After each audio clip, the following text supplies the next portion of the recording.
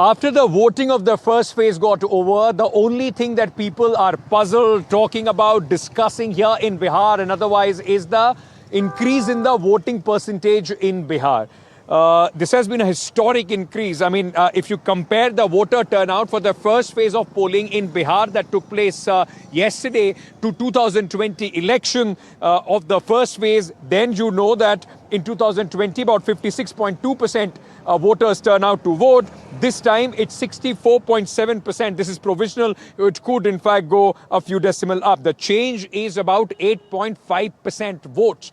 Now, in absolute terms, if I tell you, ladies and gentlemen, and we are comparing 2020 Assembly election first phase to 2025 Assembly election first phase, the total voters in 2020 Assembly election of the first phase were 3,71,05,114. In 2025, this has gone up slightly to 3,75,13,302.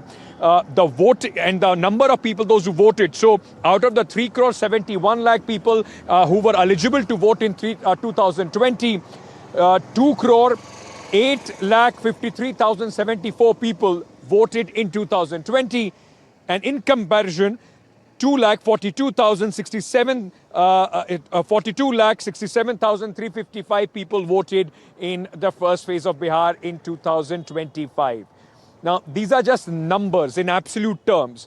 What does this actually mean? Amitabh Tiwari, founder of Vote Vibe, a political strategist, analyst, is with us at this moment. Amitabh, everybody is scratching their head about the voting percentage going up. Why I wanted to speak to you about is there is no definite guarantee, isn't it, that if more people are coming out to vote, that means they are coming to throw out the government? Or if less people are coming out to vote, that means the incumbent is safe. We have seen that it doesn't mean in absolute terms any indication whether people want change or it is pro-incumbency.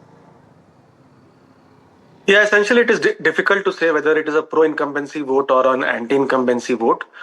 Because even in Bihar, if you see in 2010, the voter turnout increased and NDA retained power. So you can say that it was a pro-incumbency vote.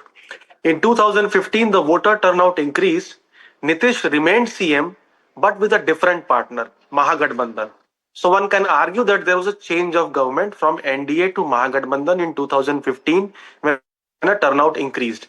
And in 2020, again, the turnout increased and NDA retained power or came back to power, or Nitish came back to power with the original partners. Even if you see 2014 Lok Sabha, the turnout increased. Modi came to power, so an anti-incumbency vote. 2019 turnout increased. Modi retained power, a pro-incumbency vote.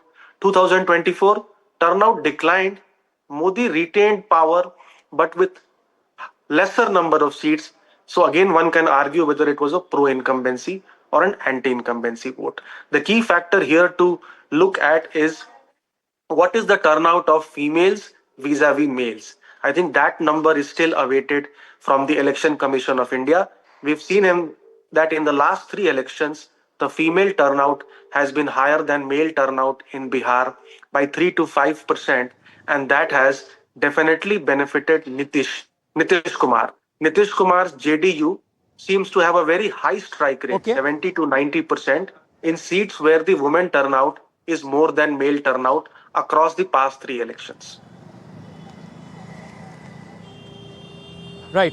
Amitabh, I also want to understand from you, because a lot of people on X and other places are giving the gyan that this voter turnout, is because of the SIR exercise. The base has come down. But, if you look at the numbers in whole, the voter turnout or the number of voters in the first phase in 2020 and in the first phase of 2025, the difference is hardly about 4 or 5 lakh voters.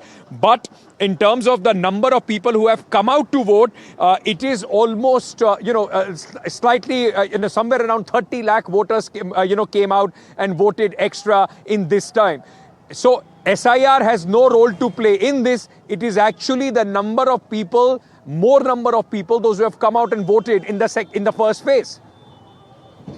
Yeah, essentially because people compare apples to oranges. The number of voters in Bihar in 2025 vis-a-vis 2020 has increased. In 2020, the number of voters were 7.36 crore. In 2025, the number of voters is 7.42 crores. Though marginal, there is an increase of 6 lakhs. And in absolute terms as well, because of this higher turnout by 7 to 8%, we see that the actual number of voters who have come out to vote is higher by 35 lakhs, which is around 30,000 per seat. So one could argue it is a reason because all the political parties seems to have done good amount of mobilization.